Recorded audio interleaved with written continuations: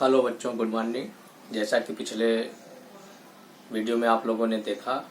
कि अयोध्या सिंह उपाध्याय हरिऔध द्वारा लिखा पवनदूती का पाठ को पढ़ा, जिसमें से आप लोगों ने यह देखा कि एक लज्जाशीला महिला थी जो रास्ते में थी और हवा को राधा कहती है कि ऐसा मत चलना कि उसके अंग से कपड़े उड़ जाए। उसके आगे अब हम लोग देखते हैं। कोई क्लांता कृषक ललना खेत में जो दिखावे, धीरे धीरे परस कर उसकी क्लांतियों को मिटाना। जाता कोई जलद यदि हो व्योम में तो उसे ला छाया द्वारा सुखित करना तप्त भूतांगना को। इसमें कहा जा रहा है कि अगर राधा कहती है कि हे बहन पवन, अगर रास्ते में तुम्हें कोई कृषक ललना यानी कृषक की स्त्री, किसान की स्त्री अगर तुमको खेत में कोई दिखाई दे जाए तो धीरे धीरे परस उसकी क्लांतियों को मिटाना। क्लांत मतलब दुख। तो यहाँ कहा जा रहा है कि अगर कोई थकी हुई दुखी स्त्री खेत में काम करती हो किसान की, तो आप उसके पास जाना और धीरे धीरे स्पर्श करना है। स्पर्श मतलब है कि हवा जाना, उसके शरीर को छू लेना, और वह जो थकी होगी, पसीने से भीगी होगी या थकावट हुई होगी, जो भी उसको दिक्कत होगी, जब हवा अच्छी चलेगी तो उसकी थकान को दूर कर देगा, यानी उसकी थकावट मिट जाएगी। जाता कोई जलद यदि हो व्योम में तो उसे ला। अगर आकाश, व्योम मतलब आकाश, जलद मतलब बादल, आकाश में कोई बादल उड़ता हुआ दिखाई दे रहा हो और वह किसी दूसरी तरफ उड़कर जा रहा हो, यानी जहां किसान की स्त्री हो वहां न उड़ रहा हो, किसी दूसरे रास्ते से उड़ता हुआ चला जा रहा हो, तो ऐ हवा ऐसे चलना कि वो बादल घूमकर उस स्त्री के ऊपर आ जाए। ऊपर आने पर छाया द्वारा सुखित करना, यानी जब हवा चलेगी तो बादल उधर न जाके इधर घूम के आ जाएगा, तो जहां स्त्री होगी वहां पर वह उसकी बादल ऊपर आ जाएगा तो नीचे छाया आ जाएगी, सूर्य की रोशनी उसके ऊपर नहीं पड़ेगी। यही कहती है कि राधा पवन, ए बहन, अगर रास्ते में खेत में कोई स्त्री दिखाई दे जा रही हो और वह थकी हुई हो तो हवा चलना उसके शरीर को, कष्ट को दूर कर देना, और आकाश का बादल कहीं उड़ता हुआ दूसरी तरफ जा रहा हो तो हवा ऐसे चलना कि घूमकर उस स्त्री के ऊपर आ जाए बादल, जिससे उसकी छाया उस स्त्री पर पड़ जाए और वह सुख से भरपूर हो जाए, एकदम आनंद पा जाए। तप्त भूतांगना को, और तप्त, तप्त मतलब जलता हुआ, यानी उसको शीतलता, भूतांगना उस स्त्री को, यानी उस स्त्री को तप्त हो जाए, यानी शीतलता प्राप्त हो जाए। जब आकाश का बादल छाया कर देगा तो वह खेत की स्त्री जो रहेगी खेत में काम करते हुए, वह छाया पाकर और हवा अच्छी पाकर वह खुश हो जाएगी। जाते जाते, आगे की बात है, जाते जाते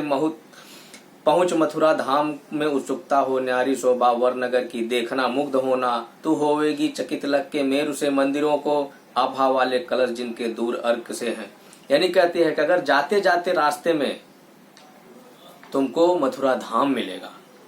रास्ते में जाते जाते तुमको क्या, मथुरा धाम मिलेगा, वहां तुम देखने की उत्सुकता जरूर करना, यानी देखने की उत्सुकता, मन की इच्छा को दबाना नहीं, उसको देखना जरूर। न्यारी शोभा वर नगर की देखना मुग्ध होना, यानी वह नगर बहुत श्रेष्ठ है,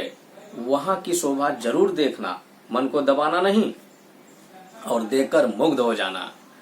तू होवेगी चकित लग के मेरु से मंदिरों को, तो वहां बड़े बड़े पहाड़, मेरु मतलब पर्वत,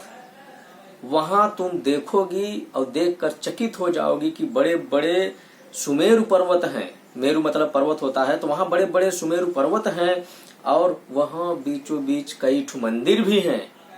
पहाड़ों के बीच में मंदिर हैं और मंदिर में आभा वाले कलश,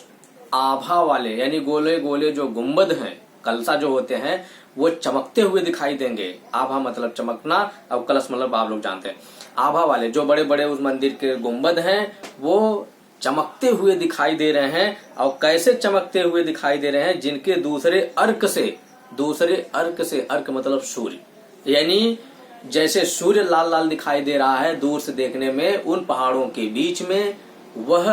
मंदिर का कलसा, गोला गोला गुंबद भी चमकता हुआ दिखाई देगा। ऐसा लगता है कि इन पहाड़ों के बीच में कई सूर्य दिखाई दे रहे हैं।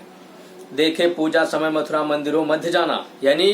कहा जा रहा है कि पूजा के समय तुम मंदिरों के बीच में जाना, जहां बहुत सारे मंदिर हो उनके बीच में जाना। अब जैसे पूजा का समय होता है, आरती का समय होता है, सुबह होता है, शाम को होता है, तो यहाँ कहा जा रहा है पूजा के समय मथुरा मंदिरों मध्य जाना, नाना वाद्यों मधुर स्वर की मुग्धता को बढ़ाना, और वहां जाकर तुम उनके अनेक प्रकार के वाद्य यंत्र बजते होंगे, जैसे ढोल, हारमोनियम, ताशा, बहुत सारे बजने वाले ताशे वाद्य यंत्र होंगे। उन वाद्य यंत्रों को मधुर स्वर यानी उन वाद्य जो बाजा बज रहा होगा उनके स्वर को तुम और दूर तक बढ़ाना, यानी जब तुम हवा चलोगे तो जो हवा तेज चलोगे तो बहुत दूर तक उसकी आवाज सुनाई देगी, उसकी मिठास लोगों के कानों तक बहुत दूर तक पहुंचेगी। तो फिर आगे कहा जा रहा है कि कीवा लेके रुचिर के शब्दकारी फलों को, अथवा कीवा का तात्पर्य है अथवा से, कीवा लेके रुचिर तर मतलब वृक्ष, यानी रुचिर मतलब अपने रुचि के अनुसार, यानी कहा जा रहा है कि अथवा उधर वाद्य यंत्रों की आवाज को दूर तक पहुंचाना है। इसके बाद अथवा अगर आपको जो भी वहां पर वृक्ष होंगे उनके फल जो होंगे, उनके डालियां जो होंगी, उनके टहनियां जो होंगी, उनके पत्ते जो होंगी, उन सब को लेना और हर हर रंग से एक एक अलग अलग रंगों से आप अपनी आवाज उसमें डाल देना। आवाज डाल देने का मतलब आपने देखा होगा कि जैसे पीपल का पत्ता हवा थोड़ा चलता है खड़खड़ाने लगता है, बांस कभी कभी ऐसे रहते हवा चलता है तो उसमें भी चां चूं की आवाज आने लगती है। और दूसरी बात यह है कि बहुत सारे पत्ते हिलते हैं, बहुत सारे फल खड़खड़ाने लगते हैं। तो कहने का मतलब है कि तुम भी उसमें जाना और हवा ऐसा चलना कि अनेकों प्रकार के पेड़, पत्ते, पौधे, फल, अनेकों प्रकार की आवाजें वहां से निकलना चालू हो जाएंगी। तो उन्हीं आवाजों में तुम्हारा भी आवाज इन पत्तों पेड़ों का सुनाई देने लगेगा। धीरे धीरे मधुर रव से मुग्ध हो बजाना, यानी कहा जा रहा है कि ऐसा चलना हवा कि उन्हीं की आवाज में जो वाद्य यंत्र हैं उन्हीं की आवाज में तुम्हारे इन पेड़ों और पत्तों और फलों की आवाज भी धीरे धीरे मधुर मधुर सुंदर सुंदर से मीठे मीठे शब्द की आवाज निकल रहा हो और जिससे सबको मोह रहा हो, सब मुक्त हो जाएं, उसे सुनकर मोहित हो जाएं। फिर आगे कहा जा रहा है तू देखेगी जलत तन को जा वहीं तदगदा होना। अब इसके बाद देखिए अभी रास्ता बता रहा है, जैसे राधा रास्ता बताई है, इसके बाद अब कृष्ण के विषय में बताना चालू हो गई कि जब मथुरा में जाओगे तो तुम ये सब देखने के बाद वहीं पर खोजना चालू करना, मेरे कृष्ण वहीं पर हैं मथुरा में। तू देखेगी जलद तन को जा वहीं तदगदा होना, होंगे लोने नयन उनके ज्योति उत्कीर्णकारी, यानी कहा जा रहा है कि जब तू देखेगी कोई भी वहां ऐसा व्यक्ति दिखाई दे जाए जो जलद तन, जलद मतलब बादल और तन मतलब शरीर, यानी वहां कोई बादल जैसा शरीर वाला व्यक्ति दिखाई दे जाए, हल्का भूरा, हल्का सांवला, हल्का नीला, अगर तुमको व्यक्ति दिखाई दे जाए बादल के जैसा कोई शरीर वाला दिखाई दे जाए तो वहीं तदगदा होना, वहीं पर खुश हो जाना, एकदम गदगद हो जाना कि मेरी खोज पहुंच गई, मेरी प्रसन्नता हो गई कि मुझे जिसकी तलाश थी वो मिल गई, खुश हो जाना, प्रसन्न हो जाना। होंगे लोने नयन उनके ज्योति उत्कीर्णकारी, यानी कहा जा रहा है कि उनकी आंखें नुकीली होंगी, लोने नयन तिरछी नुकीली होंगी, जो उनका देखने का तरीका है। कृष्ण जी तिरछी आंखों से बहुत देखा करते थे, तो यहाँ कहा जा रहा लोने नयन उनके ज्योति उत्कीर्णकारी,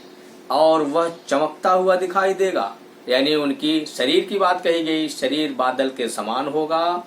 और उनकी आंखें देखने का नतीजा, उनका देखने का तरीका उनका एक अलग होता है, जो तिरछी नजरों से देखकर हम लोगों को चिढ़ाया करते थे, और उनका शरीर एकदम चमकता हुआ दिखाई देगा। मुद्रा होगी वरवदन की मूर्ति सी सौम्यता, और वो किस मुद्रा में दिखाई देंगे, ऐसा लगता है बदन मतलब शरीर, उनकी शरीर ऐसा दिखाई देगी कि जैसे कोई मूर्ति खड़ी हो, एकदम सीधे सादे से अच्छे से दिखाई देंगे, जैसे मूर्ति के समान खड़े हों। और सीधे सादे वचन उनके सिक्त होंगे सुधा से, और उनकी वाणी ऐसी होगी, सीधे साधे वचन यानी बहुत सीधा साधा वचन मतलब बोलना, वो ऐसे बोलते होंगे कि बहुत सुंदर अच्छी मीठी बात बोलते हैं, उनके सिक्त होंगे सुधा से, और आप सुनते ही ऐसा लगेगा कि इनके मुख से इतनी अच्छी बात निकल रही है कि जैसे लगता हो कि अमृत निकल रहा हो, इतनी मीठी बात निकल रहा हो जैसे अमृत निकल रहा हो। धन्यवाद।